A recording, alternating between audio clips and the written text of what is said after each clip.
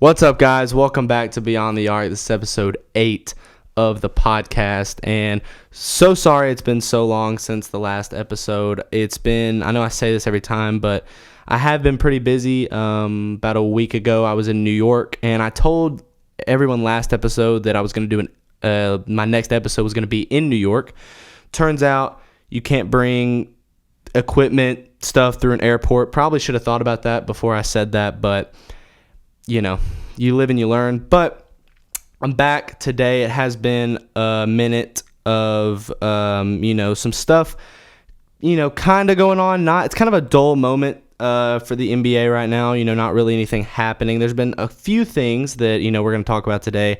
But I really want to talk about the Summer League, which wrapped up about a week and a half ago. And then, some rookies who I feel like are going to really excel this year and who I think is going to win Rookie of the Year, because it's really a toss-up right now. It's a lot of different players that I think have a great chance of, really being that difference and winning that Rookie of the Year. But I also think there's some players that aren't going to live up to the hype that they may have been given out of draft night and stuff like that. So all in this episode will be just about that. If you enjoy this episode, please give it a like, and also go check out episodes 1 through 7, which are on the channel. Please, the support is much appreciated. So looking into the Summer League, obviously we know that the Houston Rockets and the Cleveland Cavaliers are the two teams that made it to the finals, and the Cavaliers ended up being the Summer League champions of 2023.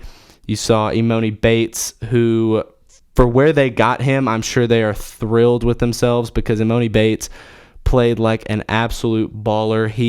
For where they got him at 47, I want to say, he got picked very, very late. He balled out, and I think everybody immediately, when they saw how far he fell, everybody was like, people are going to regret not taking Emoni Bates. He really excelled for this Cavaliers Summer League squad, and that's ultimately, a huge part of their success that they found and why they ended up winning the whole thing.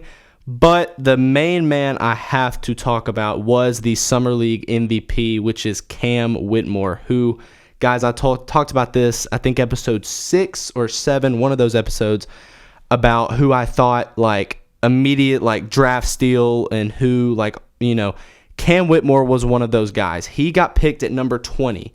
And I remember when I watched the draft, and I'm just sitting there thinking, picks 10, 12, 14, they're all going by. I'm like, how is this guy still on the board? The fact that he got picked at number 20 is mind-blowing. And, credit to him. Cam Whitmore is an unbelievable player who's projected to even be in the top 5. He kind of fell due to poor workouts and poor interviews, but his talent on the court is undeniable. He really excelled in this Summer League. The way he was able to, he's 6'7", a forward who's that athletic, who's able to score, takes on guys head on, does not care about contact.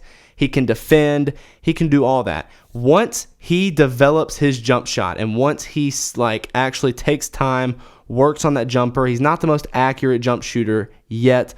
That's why he's a rookie. That's why he still has so much time. If he can develop that jump shot, he could be a serious problem in this league. To pair him with the guy that they got in the 4th pick, like Amen Thompson, who, obviously the Thompson brothers that got drafted in the top 5. Amen Thompson had a great Summer League as well. Those two guys made a dangerous duo for the Houston Rockets, and they were ultimately successful because of that. And, hats off to Houston for being able to get Cam Whitmore at 20. I think a lot of teams are starting to regret not picking him earlier. And I said it the second, I'm pretty sure I made a podcast a couple days after the draft, and I'd said, why did Cam Whitmore fall so far? The guy is, incredible. So I guess we'll see once the season starts the true regret of teams, if he starts, playing like, a Rookie of the Year candidate, but I don't think he will win Rookie of the Year. I just think that the Rockets got an absolute steal. Obviously, he won Summer League MVP. That should put, a little bit of fear in everyone's eyes that, man, maybe we should have drafted this guy. So hats off to Cam Whitmore and the Rockets and Amen Thompson for doing all that. The next player I want to talk about is obviously the face of the league, Victor Wembanyama, who everybody's talking about, is just this next generational player. I've talked about him so much in the recent episodes. The first game he played was against the Charlotte Hornets and Brandon Miller. And of course, I knew this would happen. Everybody overreacting after the first game. He didn't play good. He had 9 points. I think he shot 2 of 13. Everybody's like, man, we hyped this guy up for no reason. This guy's a bust. Stop. It's stupid that we do this, but I knew it was coming. I knew everybody does this. They overreact after one game in the Summer League. I knew after I saw that game, Victor Wembanyama was going to be fine. He even said after the game in an interview, he said, I don't really know what I was doing out there. And it's because he really doesn't. The transition from where he was playing to playing in the NBA is a tough transition. That's not easy for guys. And especially with the amount of pressure and weight that he has on his shoulders to, just be great. Everyone's expecting him. He's 7'5", could do just about everything on the basketball court. Everybody's expecting him to be the next, geez, what just happened? Sorry about that. Be the next, LeBron James. That's what people are, a bunch of, really, really, really good analysts are saying that if he finished his career, as an Anthony Davis type player, that would be letting us all down. So that's the kind of pressure this man has already on his shoulders. So he has one bad first Summer League game. It's he even said, didn't really know what I was doing out there. I just got to get used to it. And I knew that once he gets used to, how things are played in the NBA, he will be just fine. And it showed in the second game. He comes out, drops 27 points in like 27 minutes to go along with 12 rebounds and I think 3 blocks. Now everybody's like, oh, he just needed one game to warm up. Now he's fine. It's amazing how people change their opinions so fast on guys after literally just seeing them play for like 15 minutes. It's ridiculous. But after that game where he scored 27 and he had a monster, double-double, he decided to, or I don't know if he decided, but the Spurs decided they were going to rest him for the rest of Summer League to get him ready for the start of the season because they ultimately felt that was more important. They didn't want to risk any injury. You saw what happened to Chet Holmgren last Summer League when he had that bad foot injury and ended up being out the whole season last year. Speaking of which, Chet Holmgren, he looks much more improved on his defensive side. He looks like we know he's a scorer. We know he can score. You saw him doing spin moves, up and unders on guys. He still lacks a little bit of physicality, but that will come with age, hopefully, if he keeps on, trying to get better, trying to stay in that weight room a little bit. But it seems like he averages like 5 or 6 blocks a game, and they're not just regular blocks. They're like mean, like two-handed, like get that out of here blocks. Like it's incredible how many times I will see that pop up on my social media like Twitter and stuff of him just blocking dudes, and it's just like it's bad. Like he'll like two-hand go up and just shut somebody down, and it's unbelievable that he hasn't been injured. The way he jumps up straight in the air and then comes down, it's been scary a couple times. I've watched their Summer League games, and I'll see him go up for this ridiculous crazy block, and it comes down. Like he has very small ankles, so it's just it's a miracle every time he comes down and he doesn't land wrong or something bad doesn't happen. But this Thunder team, I love this Thunder team. They're looking really good. Having Chet Holmgren to go along with the Williams brothers, who from last year, who are very, very much improved, you can tell. Josh Giddey, who they drafted 6th overall, I think 2 years ago. May have been last year. Was it last year? It was either a year ago or 2 years ago. He's looking good and improved, and obviously all this young core to have playing with a guy like Shai Gilgeous-Alexander, who is their franchise guy, who is easily their best player, who's going to lead them hopefully to a play-in spot, try to get in that playoffs. But the Thunder is just a fun team to watch. There's no doubt about it. They may not, make any noise in the playoffs. They may not have that kind of talent yet, but this is a unbelievably fun team to watch, and I think no one can really deny that.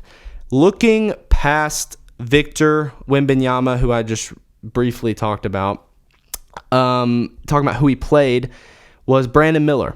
And a lot of people are concerned with what they saw from Brandon Miller. And I'm not going to lie, I was a little bit too, because, I'm obviously I'm a big Alabama fan. I love, Alabama football, basketball, just about anything to do with the university. But Brandon Miller, I obviously want him to succeed because, he's from Bama, gets drafted second overall. I didn't like the fact that the fans booed him. I feel like that hurts a guy.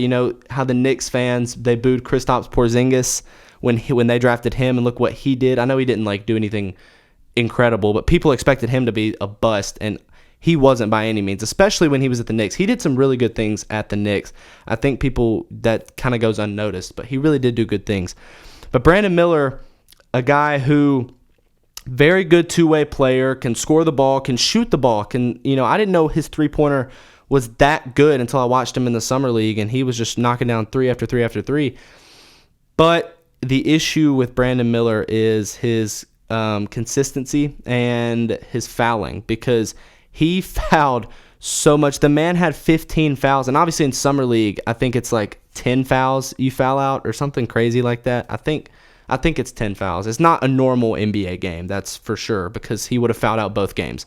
He put up 15 fouls in 2 games. The first game he put up, I think, 8 fouls, and the next game he put up 7. That's concerning. That's really, it's concerning for a guy who's already been booed. A lot of people from Charlotte wanted them to draft Scoot Henderson, who I'll talk about him later. He looked dynamite. But Brandon Miller, I don't know. I think we'll have to wait to see when the season starts, how he plays. There were good moments. There were very good moments. There were moments where he was crossing people over, getting to the basket, some crazy finishes. He was knocking down threes. He was playing good defense. I remember there's one clip where he was guarding Victor Wembanyama, and he did a great job. He actually ended up I think making Victor fall or something on some play. But I don't know. I guess we'll have to see when the season starts how Brandon Miller, adapts to playing in the NBA. Obviously, Summer League is a start, but nothing is, real until you feel that first game of the NBA and how, you're able to adapt. So hopefully, I want to see Brandon Miller succeed. Obviously, I talked about why I like him. I want to see him do good, and I want Charlotte Hornets fans to not just doubt him immediately. Even though they already did. They booed him when he got drafted. But I want them to, understand what kind of player Brandon Miller can be and why I think he fits in much better on the Charlotte team than Scoot Henderson would. I've talked about this in recent episodes, but Scoot Henderson would not fit in that well in Charlotte. I feel like him and LaMelo Ball kind of play very similar styles, and I feel like he would thrive much better in Portland, which I feel like he did. Now, talking about Scoot Henderson, wow, he only played 21 minutes, which is very unfortunate. He had a shoulder injury that kept him out nearly all the summer league. But that first game he played, he put up 13 points in the first quarter, and he was looking deadly, getting to the basket, reverse layups, step back mid-range shots. He was creating his own shot, and he's one of those players where he has the confidence and the mindset that can take him a very, very long way. He's one of those guys that, has that attitude already coming out. He said that, he should have been first pick overall over Victor. He doesn't care that Victor's, this hyped up 7'5" guy. He said, I should have been picked first overall. And then, he said recently about Damian Lillard and that situation, he said that if Dame stays and we combine our games, it's over, because he said they complement each other well, which semi-agree with that, but I don't think Dame's staying. Obviously, he requested a trade. Talking a little bit more about that situation later, because there's still nothing of that, even though that's kind of been, in the circulation for 3 weeks now, and nothing's really happened. So we'll see what happens with that. But next player I want to talk about is Keontae George, who was somehow drafted 16th by the Utah Jazz. I didn't think that he would fall this far, but honestly, I'm not going to lie and say, he should have been picked in the top 10. I had him going around 12 to 14, so he fell to 16. I had him going in a lottery pick, but he fell to 16, and For what the Utah Jazz did with that first pick, which I talked about in recent episodes, I didn't like. They picked Taylor Hendricks, the forward out of UCF. I didn't like that pick. They were able to get Keontae George, and this guy balled out in the summer league. He averaged like 21 points per game, was able to, create turnovers, find open guys, properly run an offense. He looked like the star of the show out there nearly every night. He finished with like a 33-point game versus the Clippers, 33 and 10 assists, a mean double-double there. He's looking very, very promising and looking like a guy who can really help this Jazz team, and they need guys like this who are young and are guards. They have so many forwards. Obviously, they have Lauri Markkanen, who lit it up last year, and nobody really expected that.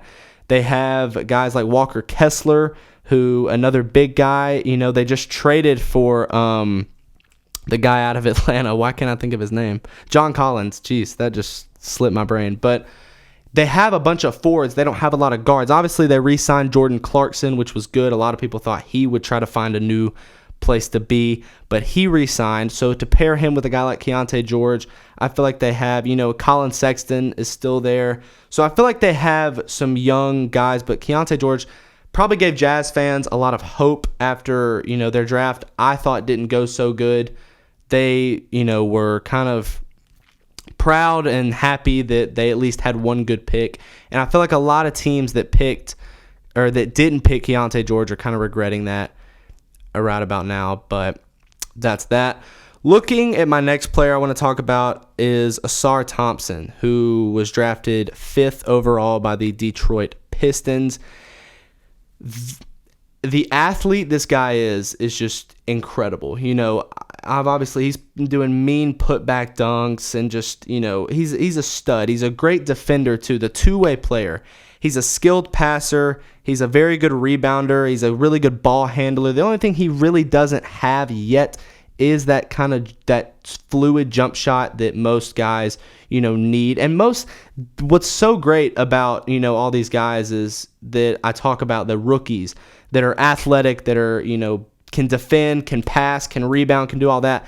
And then their one little small weakness is that they don't have a jump shot yet. That's the most beautiful weakness you can have, is because you can develop that so easily throughout your NBA career. That's what so many people do. And it amazes me that some like shooting guards and like some like, this was in the past, but there'd be guys that like can't knock down free throws that are like shooting guards. And like, I'm just like, you have all your NBA career. I don't know how you're not in the gym working on this. That's what these guys have to do that don't have a fluid jump shot yet. And I'm not saying his jump shot's bad, because it's not bad. It's really, I'm just pointing out his weakness. Just same with, I talked about Ausar Thompson. It's the same with Cam Whitmore. His jump shot, if he could perfect that, a problem in this league. And especially, I like this Pistons team. They're a young, kind of gutsy team. You saw they obviously bringing back Cade Cunningham, who was, picked, I think 2 years ago. I think that was 2 years ago. Or was it last year? I think it was, I don't know. God, I think it was 2 years ago, because I think he was picked I think it was 2 years ago. But they got Cade Cunningham. They got Jalen Duran, who they traded a couple years ago. And then they got Jaden Ivey, he's talking a big game. He's like, watch out for us this year. We're going to be special, which I don't think they're going to be special by any means. But they have one of those young cores similar to that of the Oklahoma City Thunder, who I think can really make noise this year a little bit. Try to make noise. I'm not saying they're going to, make the playoffs or anything. It'll be really tough for them to do that with the team they have. But we'll see. We'll see where they go. I love Ausar Thompson, though, and he doesn't. Another thing about him is he doesn't even have to have the ball in his hand to make a difference. He can cut. He's always moving off the ball. Very, very impressive performance from Ausar Thompson. That's really all I'll talk about in terms of the players and what I noticed from Summer League. Obviously, there was many more players that had unbelievable performances, but those are the ones I wanted to really highlight, because obviously I wanted to, do the top 5. And then obviously Cam Whitmore and Keontae George just completely balled out, so I had to mention them as well. Looking at, the odds for Rookie of the Year, obviously the best odds are Victor Wembanyama, obviously. I mean, that's a given considering his draft hype and what all, he's expected to do. I don't know. I think Victor has a better chance out of everybody just simply based on talent alone. He's 7'5". He's already got so much hype around him. I think, everybody wants him to win. San Antonio loves him. San Antonio doesn't really have another option to go to. They'll be running their offense through Victor. Greg Popovich, who re-signed that, fat contract, he's going to be putting him in the right spots. And I love that too, by the way. For Victor to start with a coach like Greg Popovich is huge for his career. I think that's going to really affect him in the long run. I feel like that's going to really help him. I feel like that's going to really benefit him. So that's a good thing. Next best odds are Scoot Henderson, who obviously I talked about in the 20 minutes I saw of him. He looked phenomenal. Looked like a guy who's already coming in thinking he is the best player in the league. Not even just the best in the class, the best in the league. He's got that Patrick Beverley attitude, which is a good thing to have. It's a good way, that's confidence right there. It's not being arrogant. It's confidence, I think. So, I don't know. He's real, especially if Damian Lillard does eventually get traded. I feel like Scoot Henderson has a lot of potential to be the rookie of the year. I think that even over guys like Victor Wembanyama, I think Scoot Henderson will thrive more with his team. I feel like Portland is a place where he can grow as a player, really start to mature as a ball handler and as a scorer. I think there's a lot of potential there, especially if Damian Lillard gets traded. And talking about that for a second, I don't know what Portland, they came out recently and said if the owner said if this takes months, then it takes months. So I don't know where they're going to go with that, because obviously Damian Lillard wants to be traded before the season starts. He said months. So the season, will start mid-October. It's the end of July now. August, September, is there any window? Obviously there's time. So it may be September it may be right before the season until he gets traded. The Blazers aren't going to trade Damian Lillard without getting a lot in return. They've already said that. And that's the situation for a lot of guys that want to get traded. When Kevin Durant requested his trade out of Brooklyn, they weren't going to give him up for anything. And I'm honestly surprised they did find a trade, good enough. I think Brooklyn did the best they could for a guy like Kevin Durant. He's probably one of the best players ever that's gotten traded. So to find a core group of guys, to find a package good enough for Damian Lillard is going to be a challenge. But I doubt the Blazers want to screw Dame over in this situation. I feel like they want to do him right. So it obviously will probably have to involve a 3-team trade, though, a third team, because the Blazers don't want anything to do with Tyler Hero, which I don't blame them. They already have enough guards as it is. They have Scoot Henderson, Shaedon Sharpe, Anthony Simons. They have all these guys. They don't need another Tyler Hero, another young guard. So probably will require a third team, but we're just going to have to patiently wait and see what happens with Dame. It's going to be interesting, though. I don't know what Dame's thinking right now. I don't know what the Trailblazers are thinking. I guess it's all, something we're going to have to find out. Looking at the next player, though, is Chet Holmgren. And a lot of people think he's going to win the Rookie of the Year, and I see why, because he just looks so dominant in Summer League games. He looked dominant last year in Summer League games before he got that Liz Franck foot injury that kept him out the whole season. I think I said that right. If I didn't, oh well. But he looked really dominant this year, but I think what's going to hold him back is Shai Gilgeous-Alexander. Sorry, I couldn't get it out. I think that you look at guys like Victor and you look at guys like Scoot Henderson in Portland, they don't have that one superstar on their team. They are the focal point of their team. Everything is getting run through them. Scoot Henderson, the offense is going to go through him. Victor Wembanyama especially, the offense is going to go through him. Oklahoma City, the offense is going through SGA. Yes, Chet may still have an unbelievable season. He probably will, to go along with Josh Giddey, the Williams brothers, all these guys who are very good for the Thunder, young guys. Chet Holmgren will still thrive.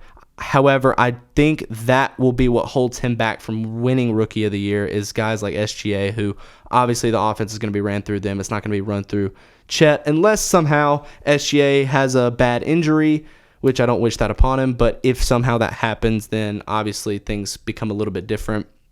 But that's a conversation for another day. Then it says the next the next 2 and 3 are the Thompson brothers and then Brandon Miller. Again, Brandon Miller, one of those guys where I think what's going to hold him back is LaMelo Ball kind of being the focal point of that team. It's tough to say after watching the summer league Brandon Miller had. I'm not saying he's, not going to thrive. I feel like it's going to take him a minute, though, to get, used to everything. But hopefully he has a great season. I don't see him winning Rookie of the Year, though. The Thompson brothers, same thing. Feel like Amin Thompson already has guys like Cam Whitmore, guys like Jalen Green, Dylan Brooks, who came over for the Rockets, Fred VanVleet, who they signed, for the Rockets. They have guys like that I think that's going to prevent them from winning Rookie of the Year. They're not the focal point of their team. Same with Asar Thompson, with all the young core the Pistons have. So I think that's what's going to hold them back a little bit from winning Rookie of the Year. Obviously, you never know who is going to win. I think all these guys are going to have great seasons. There may be guys that are flops and have terrible seasons. But if I had to make a prediction of Rookie of the Year, I feel like everyone says it's going to be Victor Wembanyama, so I'm going to not say Victor. I'm going to say Scoot Henderson will win Rookie of the Year. I don't know why. I just had that feeling from watching what I watched of the 20 minutes he played before he had that shoulder injury. If he stays healthy, I feel like, and Damian Lillard gets traded. That's a big one. If Dame does get traded, I feel like Scoot Henderson will win that Rookie of the Year award. And I know Blazers fans are super happy. They got their guy. I know for 100% fact they're happy with this selection. And I think he has a bright future ahead. So that's pretty much it for all the rookies and what I thought of Summer League and what I think about the young teams in the league. A lot to look forward to in that department. I love watching young teams, play some of the older, more veteran guys. It's great to see. It's great competition for the league, and I'm glad that they're able to do that. Next thing I want to talk about is pretty much the only bit of big news that's happened recently, and it's pretty shocking to a lot of people, and that is Jaylen Brown for the Boston Celtics signing the richest contract in NBA history, 5-year, $304 million contract. He's making nearly $67 million a season, which is just crazy because, you think of some of the guys who, aren't getting paid that much and who are a lot better than Jaylen Brown. Every single comment, every single response to this contract being done was, you're paying a guy $67 million a season who doesn't have a left hand. So many people. You wouldn't believe the amount of people that said that in the comments. But it's true. Jaylen Brown's handles are not the best yet, which it's something he can work on, and he's got to work on. But a lot of this, it shows a lot because for all of what, Jaylen Brown has done, for all, the good things he's done for the Boston Celtics, he is not the best player on the Celtics. That is obviously Jason Tatum. So that makes you think, what is Jason Tatum about to get paid? What if Jaylen Brown is getting paid $67 million a season, $304 million? What is Jason Tatum going to get paid? So it's a lot. It's a lot of people think he's overpaid. I don't necessarily think he's overpaid. I think he fits in with that system. I feel like the Celtics are going to really try it out this year. Obviously, they got rid of Marcus Smart, which hurts in terms of the core. I feel like he kind of was like that glue that held everybody together.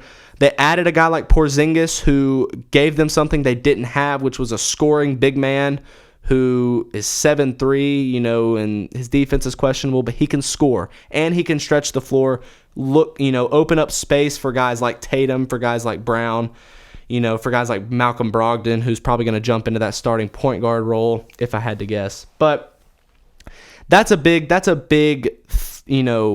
contract to look at because you look at other people in the league and people like Giannis and people like Jokic and people like Embiid, they're probably about to get paid a lot.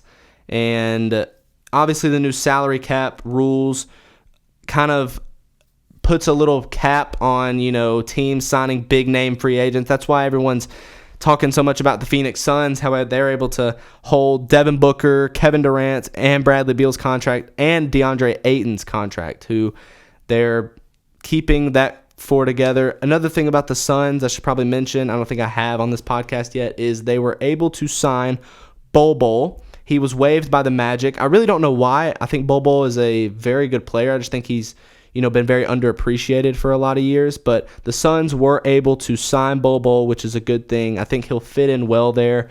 And a lot of people are saying that, the Phoenix Suns, they got a little depth. There's some dangerousness about them, but it's still going to be tough. There's so many good teams in the league at this point. It's going to be extremely tough to see what teams do good. But looking back at that Jaylen Brown contract, I do think it was a little bit of an overpay. I think Jaylen Brown is a fantastic player. He's a very good scorer, a very good defender. He's a good two-way player. But I think he still has a lot to prove. And I think the Boston Celtics have a lot to prove this year. They're going for the championship this year. That's why they made the move to get Porzingis. And I think it's going to be interesting to see, because do they compete with teams like the Milwaukee Bucks? I don't think so. I could be wrong. I think the Milwaukee Bucks still have a very dangerous team. That Drew Holiday, Giannis, Chris Middleton combo. They re-signed Brook Lopez. I think and they re-signed Jay Crowder. I think that's tough team to deal with. Obviously, you look at who just won it, the Denver Nuggets. Right now, obviously, they lost Bruce Brown. That's a tough loss. Nobody likes losing, key pieces to your team after you win a championship. Bruce Brown was one of those key pieces who come off the bench and played great for the Nuggets. I still don't see really much competition, with them. Obviously, the Phoenix Suns had the best, series with the Nuggets last year, and I think the Suns improved their roster by getting Bradley Beal. So it's going to be interesting to see how they match up with, that Suns-Nuggets matchup. I still think it's going to be extremely tough for the Suns to defend Nikola Jokic. They still don't have an answer for him. DeAndre Ayton certainly was not the answer for it. So I don't know what they're going to do about that, but teams out in the East, you look at the Miami Heat, if they're able to acquire Damian Lillard, Dame, Bam, and Jimmy Butler, assuming they don't lose Bam. Dame, Jimmy, and Bam, that's a dynamic trio who all can complement each other's games very well. It's gonna be interesting to see how the Celtics do. A lot of pressure are on them now. A lot of pressure is on Jaylen Brown now. He's the highest paid player ever, in league history, which is pretty crazy to think about. And speaking of money, I feel like everybody is just signing. This is completely unbasketball related, but contracts. If you didn't see Kylian Mbappe's $1.1 billion contract, then I don't know how you didn't see it. First of all, it was all over social media. But this man would have made more in one season than LeBron James has in his whole career. His whole career. He would have made $24 every second. He would have made $114 every minute. It's just insane to literally go play one season in Saudi Arabia. He turned it down, which I guess it was a good decision. I don't know. I wouldn't have turned down that much money. That's an insane amount of money to have, but that's Mbappe's decision. But I just feel like everybody's just getting such big contracts nowadays, and Jaylen Brown being the first 300 to break that 300 and be the richest player in NBA history is pretty remarkable, considering Jaylen Brown is definitely nowhere near the best player in the NBA. But like I said, a lot of pressure on Jaylen Brown, a lot of pressure on the Boston Celtics to just be great. But right now, it's kind of that dull moment in the NBA, news. There's not much to talk about, but I was able to talk to y'all a little bit today about the Summer League, about the rookies, and of course about Bol Bol signing with the Suns, and then Jaylen Brown and this contract, what this means for the Celtics, and what this means for the NBA and how they're gonna, how this season's gonna go for them. So that's pretty much where I'll end this episode. Again, a little bit of a dull moment. I'll try to make a podcast very soon. I move in to Tuscaloosa on the 13th. I'll try to make a podcast before then. Obviously, if something crazy happens, I'll make a podcast immediately talking about it. But right now, it's looking pretty dull. Obviously, no one really knowing where James Harden's going to go either. Damian Lillard and James Harden are both kind of two players that no one really knows where they'll end up for the 2023-2024 season. But we'll see what happens. If you enjoyed this episode, guys, please give it a like and subscribe to the channel. Support is much appreciated. I'll be back with episode 9 pretty soon, guys. See y'all.